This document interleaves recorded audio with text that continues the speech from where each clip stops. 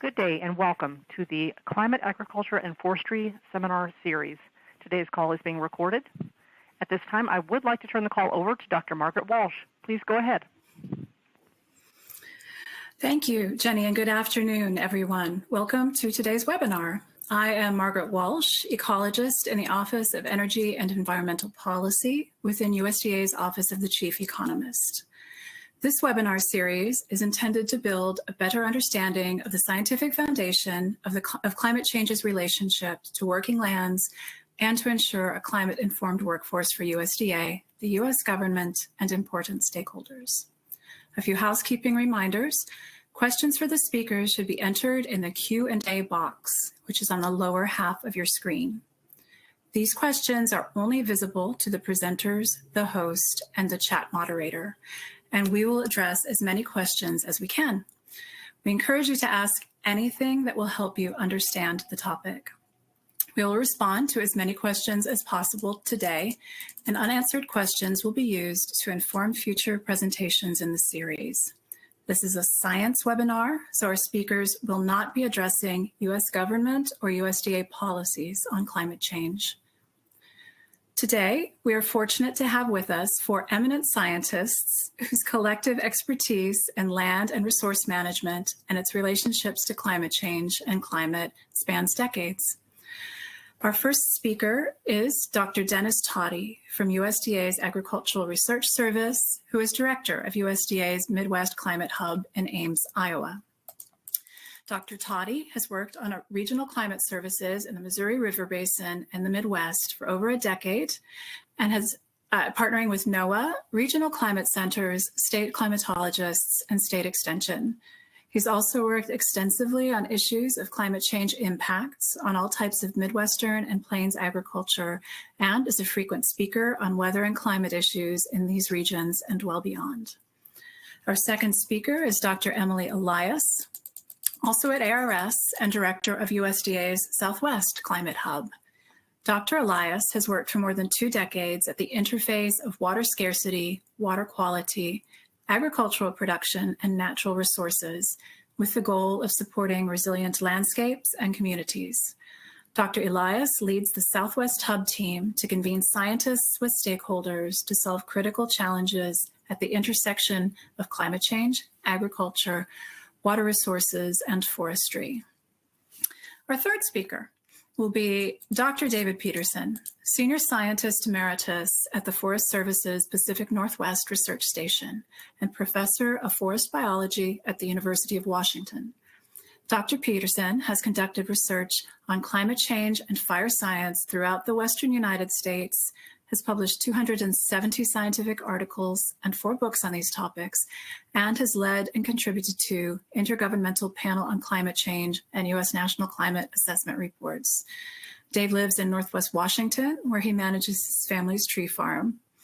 And our final speaker is Dr. James Vose, Senior Scientist Emeritus at the Forest Service and Adjunct Professor of Watershed Science at North Carolina State University.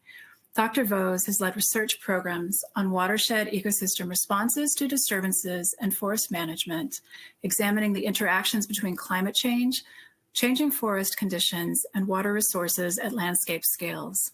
He has published over 250 research papers and 2 books, and has led numerous national assessments and syntheses investigating forest ecosystem responses to drought and climate change. Our speakers have asked me to present to you this first slide, which is look at a big picture overview of why it's important for us to look at these questions. Our stakeholders have a high degree of risk exposure to climate and weather events, so changes there are something that we need to understand to be effective, because U.S. agricultural commodities amount to $300 billion per year in production, and beyond that, provide important supports to global food security, as the U.S. is a major exporter of several critical commodities. Also, the 193 million acres managed by the Forest Service provide fundamental and necessary ecosystem services around water quality, quantity, and many others. USDA agencies provide a foundation of support to U.S. farmers, ranchers, and foresters that helps to ensure the uninterrupted continuation of ecosystem and social services, things like food, water, and economic and recreational opportunities. These services are critical now and going forward to growing human populations while protecting ecosystem health in a changing climate. With USDA support, U.S. farmers, ranchers, and foresters can be global leaders in nature-based climate solutions. And here to tell us more are our speakers. Please join me in welcoming them, starting with Dr. Toddy. Take it away. Good afternoon, everyone, or good morning, wherever you are. We're going to be talking about a few of the effects of climate change on parts of agriculture in the first part of this system. One of the first points we want to try to make is that the climate change effects are already here. We're seeing them in our forests and agricultural and food systems. They are, things like physical problems, increased precipitation, heat waves, drought that are the direct effects, but we're also seeing some indirect effects on things like insect outbreaks, wildfire, which we'll talk about some of those as we go along. Some of the effects are occurring now. Others are slower and will take longer, possibly decades to appear, but that doesn't mean we want to try to avoid them. Ecosystem services can be maintained as well as agricultural services and agricultural productivity by implementing risk assessments and climate smart management, but we need to get these implemented on a variety of aspects as we're dealing now. We hope many of you were able to attend the December webinar where there was a great summary of the climate change issues, the background of climate science. But for those of you who did not have that opportunity, I would suggest you review it, or you can also review the last National Climate Assessment, the fourth National Climate Assessment, which has a great set of information on what we know about the changes and some of the issues related to agriculture and other issues. Just to kind of set the stage, though, in case you're not familiar with these, we're going to review just a couple quick things. We are warming as a country. Overall, we are getting warmer, but it varies by region. The graphic we're showing you here is from the last National Climate Assessment, and it shows the temperature changes essentially over the last century. The areas that are redder are greater than a degree and a half Fahrenheit increases over time, and we do have a few places where we've actually seen a little bit of cooling. And as well as the rest of the globe in comparison with the U.S. There are a couple details about this. Again, regionality is a big issue. The changes depend on where you are. And much of our warming that we're seeing is occurring in the winter, as the lower left graphic shows in there. And also, more of the warming is occurring at night. Our overnight temperatures are warming up, which is a bit different than we see in some of our daytime temperatures. This warming will continue into the future. Part of that depends on what actions are taken and to try to deal with the issues related to that, but the warming is going to continue overall. The other big change that we've seen nationally, and in some cases actually bigger than some of the temperature changes, is changes in precipitation. Again, a graphic here is from the last National Climate Assessment showing changes in precipitation since the beginning of the last century, beginning of the 20th century. Everything in green is seeing increases in precipitation. The darkest green are seeing greater than 15% increases in precipitation. And then below, you can see that broken out by the different seasons, winter in this case, like December, January, February. So the overall issue we're seeing is more precipitation in the central U.S. and the northeastern U.S. are seeing the biggest increases in precipitation, while much of the West is seeing decreases in precipitation, as well as the southeast U.S.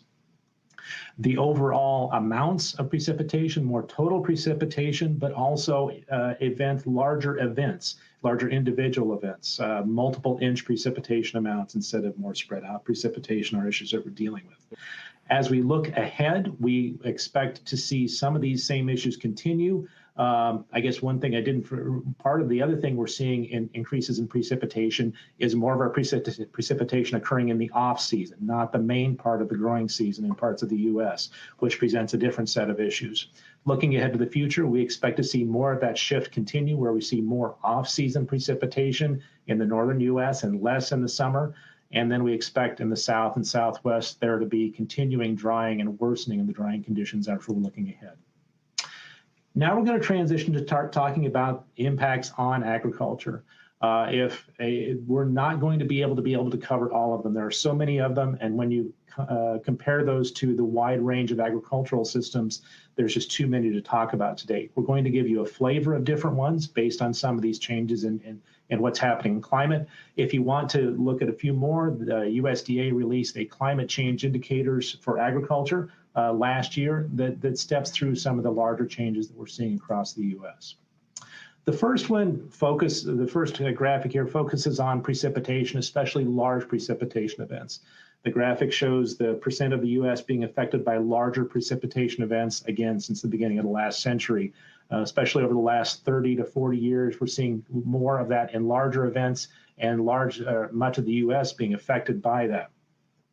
When you combine larger events with more of that precipitation occurring in the off-season, this leads to larger potential for soil loss, which is what we have to maintain. We have to maintain our soils, and also nutrient loss, leading to water quality issues in recent decades because of that. Also, the wetness and increased precipitation is a soil compaction issue for people trying to get in and out of fields. In addition to that, despite the increased wetness, we see parts of the U.S. are seeing drought, and even the places that are seeing wetness, drought is still an ongoing issue. Another issue is related to nighttime air temperatures. I mentioned much of our warming occurring at night. Many places in the U.S., lots of this is becoming an issue. High nighttime temperatures have specific effects on livestock, with stress on livestock. Also has problems with various crops, which certain crops, especially during pollination times, have serious impacts and can lead to degraded quality or loss of yield in many of those situations. Part of the driver that is causing these overnight temperatures is increased humidity, more moisture in the air overall. This is somewhat connected to precipitation, but not completely. This graphic shows the change in dew point, and dew point, for those who may not be familiar with it, is a measure of how much moisture is in the air. The gray circles show areas where we've seen increasing dew point across the U.S. So much of the eastern two-thirds of the U.S. is seeing higher dew points on average. Those increased dew points help to keep temperatures warmer at night. It also produces a situation for dew formation where we have more likelihood of dew or chances for dew, and for that to extend it to a longer period of time, which adds to our disease issues, particularly a problem with a number of different crops. The warming is also having an impact on growing season and regions where some crops are able to be grown. The overall warming in winter and nighttime is extending our frost-free season throughout the U.S., more so in the western U.S., but also throughout in the eastern U.S., though not quite as much since the beginning of the last century. Essentially, we're seeing an earlier last spring freeze in many places, or a later first fall freeze, but they're unfortunately not as consistent as we'd like them to be able to take advantage of. But this longer growing season, people have been able to take advantage by using longer varieties, in some cases added double cropping, and it has also led to shifts in our growing region. Changes in temperature and precipitation have allowed corn and soybeans to be grown further north than they have. It's also allowed for some changes in some hardiness zones. It's facilitated a larger move northward in many cases. But it has also produced some problems with some horticultural crops, which we'll talk about here in a second. Those warming winters, while they may feel good, have several problems in the way of perennials, because the warming winters sometimes push perennials to break dormancy earlier than that last spring freeze, which leads to freeze issues, which is shown in the top graphic there from back in 2020 in Michigan, where some apple blossoms were frozen. This has become a more frequent issue. It's also a problem because a number of perennials need chill hours, which are hours at cooler temperatures where you have to accumulate so many hours for them to be able to produce the next year. Warming winters are not allowing enough chill hours in some cases and producing some problem with some perennials. Now I'm going to hand it over to Dr. Emily Elias to cover some more agricultural issues.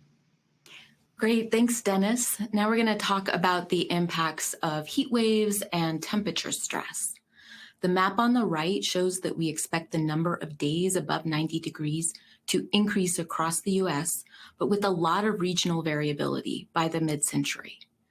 High temperatures cause behavioral impacts in livestock, such as increased water and reduced food intake.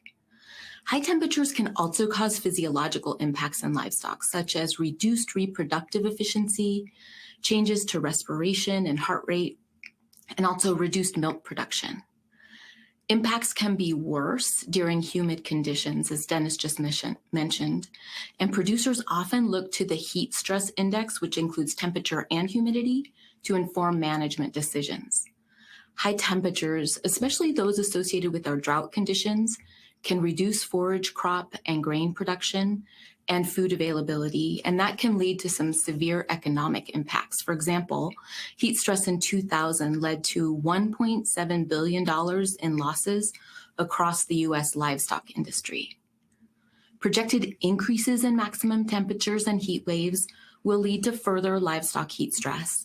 But fortunately, producers can mitigate some of these impacts by providing shade, working during the cooler times of the day, and even providing climate-controlled buildings. The image on the right shows Criollo cattle that's under investigation that may be more well adapted to heat stress of the future. Extreme temperatures also impact plants. Vegetables vary in their sensitivity to heat and humidity. For example, cole crops such as cauliflower are especially sensitive to heat. Different vegetables also differ in their most heat-sensitive growth stage.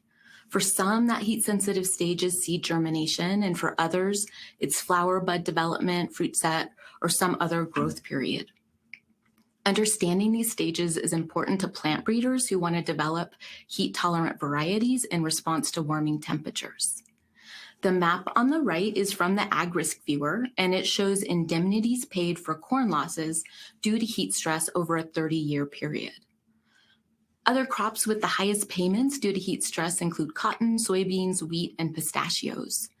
Now, this doesn't mean that they're the most sensitive to heat, only that they had crop insurance and suffered a loss due to heat stress. Other than crop insurance, producers can respond to extreme heat by shifting crop selection. They can either use crops from other locations or use new cultivars. Importantly, infrastructure for irrigating, processing, and distributing crops is often location-specific, so large-scale relocation of specific crops would have associated infrastructure costs.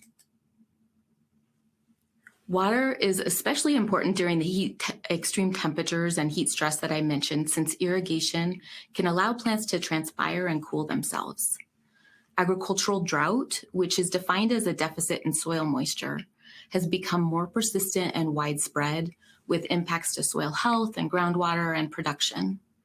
The image on the right shows the US Drought Monitor, which shows the 5 classes of drought across our country.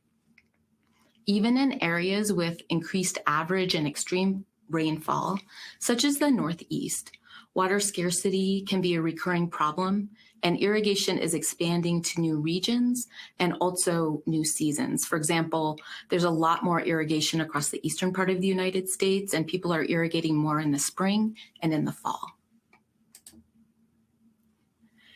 Even though we may need more water for irrigation, in some locations, water for irrigation is decreasing, and some regions rely on diminishing groundwater supplies. The figure on the right shows changes in groundwater levels in the Ogallala Aquifer from pre-development to 2015. And you can see there's declining groundwater in the southern part of the aquifer and increases in groundwater levels in the northern part of the aquifer.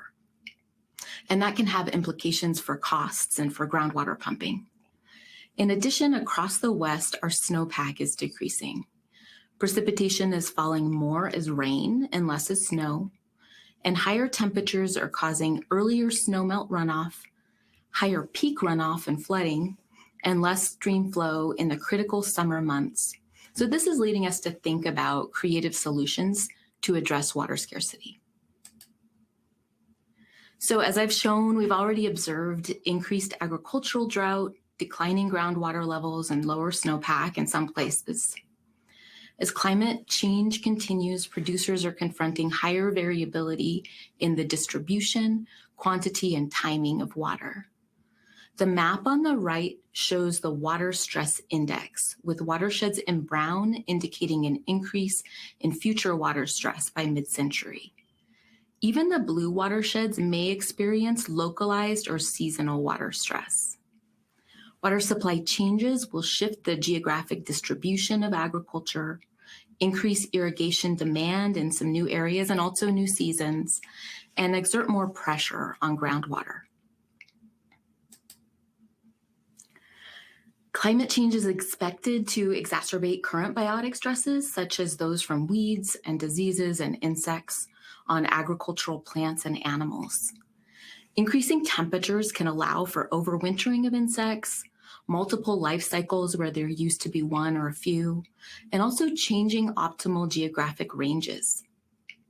The potential magnitude of these effects is not yet well understood. For example, while some pest insects will thrive under increasing air temperatures, warming temperatures may force others out of their current geographical ranges. Pollinator health is critical for crop production and is threatened by climate-driven temperature and rainfall extremes.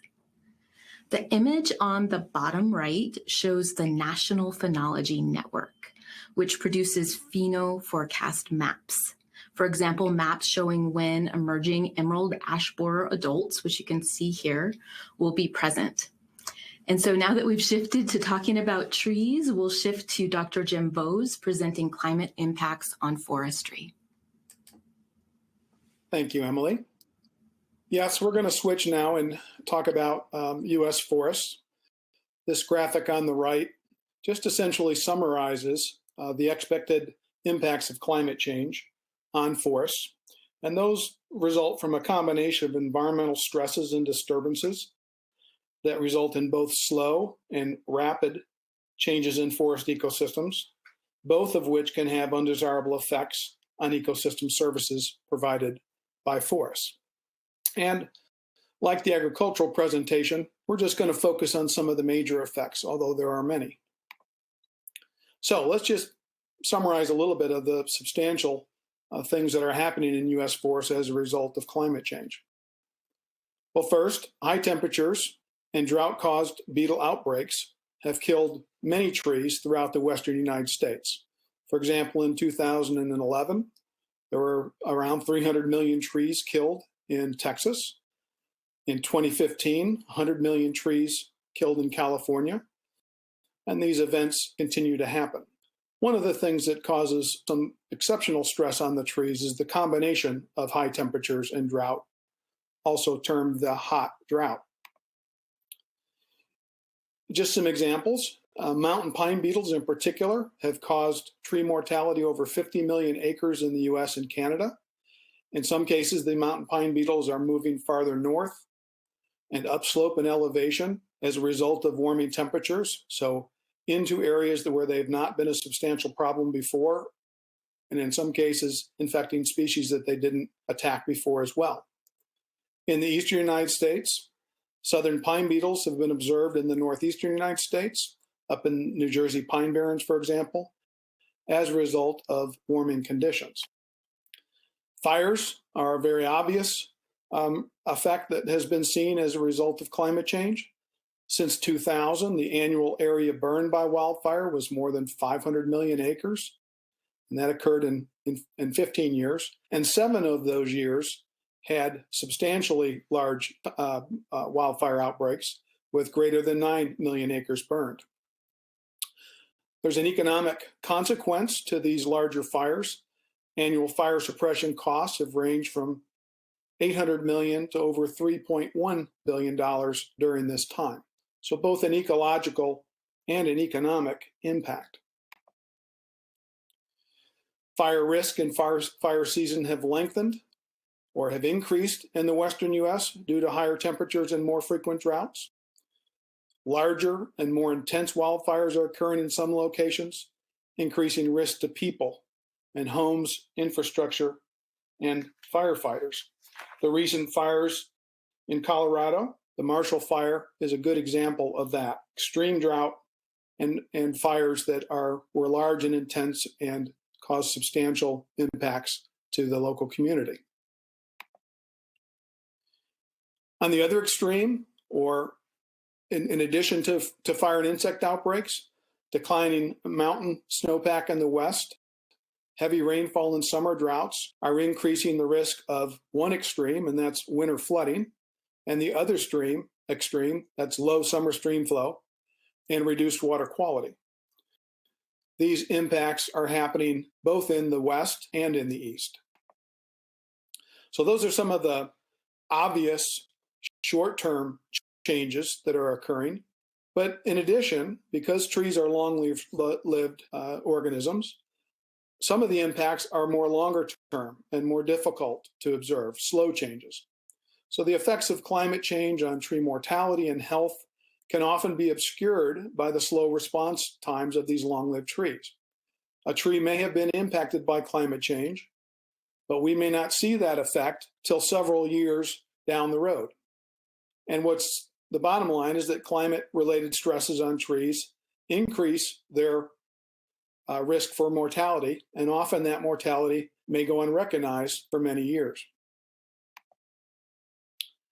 In some locations, climate is changing so fast that it's outpacing the capacity of trees to adjust. Trees are inherently resilient to stress and disturbance, but if the climate changes faster than they can adjust, it can reduce the health and alter forest composition. The graph on the right is a projection of how habitat of the species in the box on the left side of that graph might change in the future as a result of climate change. Some of the habitat may become less desirable and may cause stress and mortality of the trees. And for the trees to survive, they need to move to new habitats that are now desirable. One of the challenges there, though, is that changes are occurring faster than some of the trees are able to migrate and disperse. And so this is where the topic of assisted migration has been discussed, of how to essentially assist trees to move faster to these new, more desirable habitats. Changing forests are also altering stream flow and increasing drought vulnerability in some regions. So in some places of the country, the changing forest conditions have been are resulting in increased vulnerability to future climate change, particularly drought. Additional effects are likely. The fire risk and annual area burned could increase greatly by the middle of the century. Of course, it varies dependent upon geographic area, the ecosystem type, and local climate.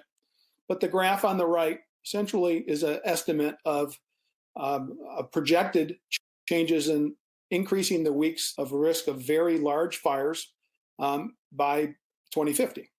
And the very dark red areas are places where the projections of very large fires and increase in the risk of very large fires is greatest. But there's areas both in the western United States, the lake states of the United States, and the eastern United States. That increasing fire risk, as I noted in the previous graph, is just not a Western phenomena, although areas in the West are at great risk. In the Southeast, for example, by 2060, there's projections of the median annual area burned by lightning-ignited fires increasing by over 30%. The picture on the upper right is a recent fire during extreme drought in a swamp, the Okefenokee Swamp in Georgia. And there have been some extensive wildfires in the Southeast in recent years, including near urban areas, threatening that wildland-urban interface, which suggests that we are on the cusp of that increasing fire risk. The picture on the lower right is the recent wildfires in the Southern Appalachians that burned several structures in the Southern Appalachians near Gatlinburg, Tennessee. One of the critical roles that forests play is helping mitigate the effects of climate change by removing CO2 in the atmosphere. That CO2 is stored in the wood and the soils of the forest, and it's important for mitigating or offsetting CO2 emissions. Currently, the estimate is that forest land offsets about 14% of the CO2 emissions in the United States. Forests are projected to continue to sequester carbon, but at declining rates. Some of that is due to changing land use, loss of forest in particular, but also aging forests, which are typically slower in their ability to accumulate carbon at a fast pace. One of the worries is that the increasing frequency and extent of disturbances, like insect outbreaks and like wildfires that I talked about earlier, may make it more difficult for forests to retain carbon in areas where those disturbances are large and severe.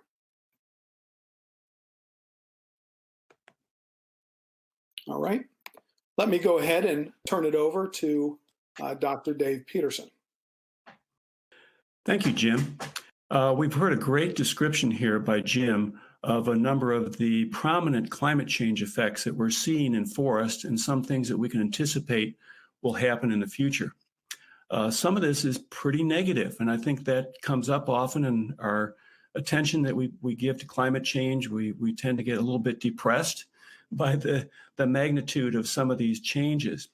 Fortunately, in forestry, we have over 100 years of management experience that we can draw on, and more recently, we've had a stronger focus on adaptation, or drawing from those kinds of management approaches that may be particularly useful for building resilience in forest ecosystems in the future.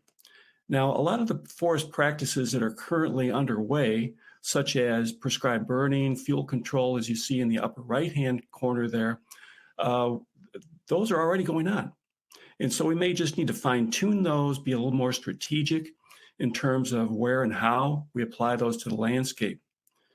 We're also just starting down this road of incorporating climate change into actual planning documents, which are generally where the rubber hits the road, especially for a national forest system. And so now that we're starting to get this into our primary foundational documents, that facilitates our ability to put projects on the ground. So part of adaptation is not just building resilience in our ecosystems, but also building resilience into the organizations that manage those forests. Jim already mentioned fires. This is something that we hear about now year-round, including the recent fires in Colorado. So this is in the public's mind. I think it's certainly in the scientific community's mind. And of course, one thing we can do is to increase the rate at which we do apply fuel treatments across large landscapes. And this includes both reducing stand densities through thinning, as well as removing surface fuels, especially those fine surface fuels that actually emit most of the energy during fires. Now, this is not just a one-off thing that we get to do and then go down the road. We have to maintain these fuel treatment programs forever, essentially, because fuels accumulate over time. We also need to do this strategically, because doing fuel treatments randomly across the landscape really won't be very effective unless we have large blocks of landscapes where fuels have been reduced enough to create low-intensity fires rather than large-intensity fires. Probably the most fundamental principle that we need to rely on here is to ensure that our forests are healthy and vigorous. This will allow them a much better chance to respond favorably to higher temperatures, increased frequency of drought, and increased frequency of insect outbreaks. To a great extent, this is about managing stand densities, or the number of stems that are out there. Some people refer to this metaphorically as the number of straws in a glass of water. There's only so much to go around, and if we reduce that competition for water, then each individual tree will be a little bit more vigorous and a bit more able to to resist stresses. One thing we can do a better job on in the future is to increase the diversity of our forests in terms of the age classes and the structure of forests, so we don't just have a monoculture of one structure only, which makes them more susceptible to stressors. Another thing that is being considered more actively in the scientific community and also by the management community is to increase the genetic diversity of our forests by planting outside of our historical seed zones. So we are accustomed to using nursery stock from the area where we are currently growing trees. But if we diversify that, if we increase the genetic capacity of our forest communities, that also will generally increase their ability to resist future disturbances and stressors. Jim mentioned the importance of water. This is a huge thing in forest ecosystems. An enormous proportion of the water in the United States comes off of our mountains and out of forest ecosystems. It's very important in the future to ensure that we have sustainable road systems and hydrologic systems for water drainage. One prominent thing that engineers have been doing now for over a decade is to increase the size of culverts to match this projected increase in stream flow. So this is a really good, solid way to increase the resilience of these systems. Introducing beavers, which retain water on the landscape, and then doing a good job of characterizing and monitoring stream temperatures so we can set priorities for fish conservation. So a number of great things that are ongoing, but we need to accelerate in the future.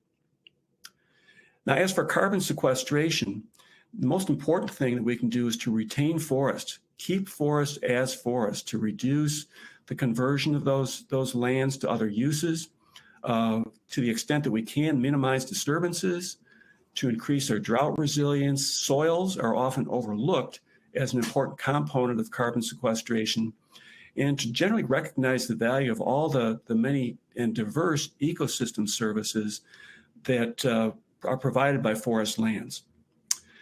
And this concept of increasing forests, we've all heard about trillion trees and those sorts of things. There really is a significant capacity available to increase regeneration of forests in some of our landscapes. So this is something that we will be looking at more carefully, I think, in the future. Lots of challenges and opportunities out there. Keeping forest as forest is perhaps the biggest one that we should focus on. Managing not just for resilience, but in some cases managing for transitions to other forest species or perhaps even other dominant vegetation types. Managing forests not just for the trees themselves, but for water. And then finally, the biggest thing is we just need to do more of these things and do it faster, at least as much as our budget and resources permit. Turn it now back to Emily to close us out. Great, thanks, Dave. So some challenges and opportunities from the agricultural perspective. We need to expand our genetic research of climate impacts beyond our major crop species to more species, and also beyond yield to look at quality and the impacts of climate change on nutritional quality. We also need to broaden our understanding of climate impacts on insects, pathogens, and weeds, and that's an area of active research. We know that agriculture can mitigate greenhouse gas emissions through carbon sequestration, through improved efficiency of fertilizers and reducing nitrogen emissions, and also reduced methane emissions. However, the magnitude of potential mitigation is not well understood and is an area of active research.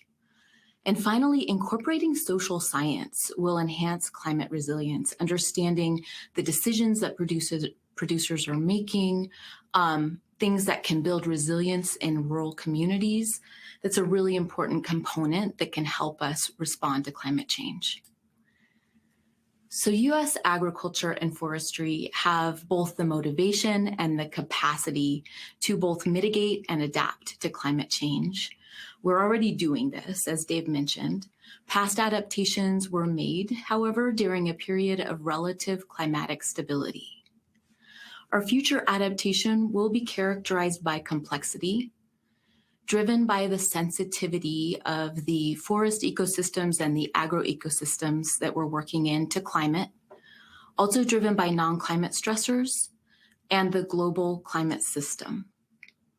And really importantly, and finally, vulnerability depends on the responses taken by citizens and by agencies and other organizations to both mitigate, so reducing greenhouse gas emissions, and also adapt, so responding to what we're seeing on the ground now, to the effects of climate change.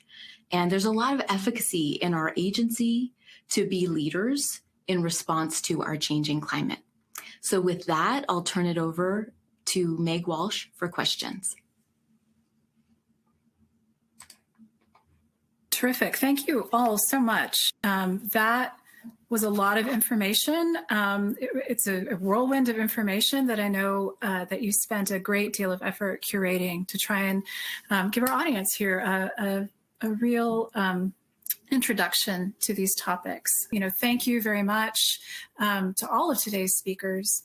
This has been very informative and very thoughtful. Thank you also to today's participants. Your engagement and interested in knowing more on this topic has really driven this effort from the beginning. So thank you for being here. A recording of today's presentation will be available on USDA's YouTube site soon, so look for that. As will a PDF version of the slides, something I see that folks were asking about in the chat. A recording of December's webinar is available online. Please see the chat for that URL. I also want to invite you to next month's seminar on February 10th with Dr. Adam Taranto from the U.S. Geological Survey and the Southeast Climate Adaptation Science Center. Dr. Taranto will be discussing climate extremes in agriculture and forestry. Should be an excellent discussion. We hope to see you again on February 10th. So thank you again to our excellent speakers, and thank you very much for your participation and your excellent questions. Enjoy the rest of your day.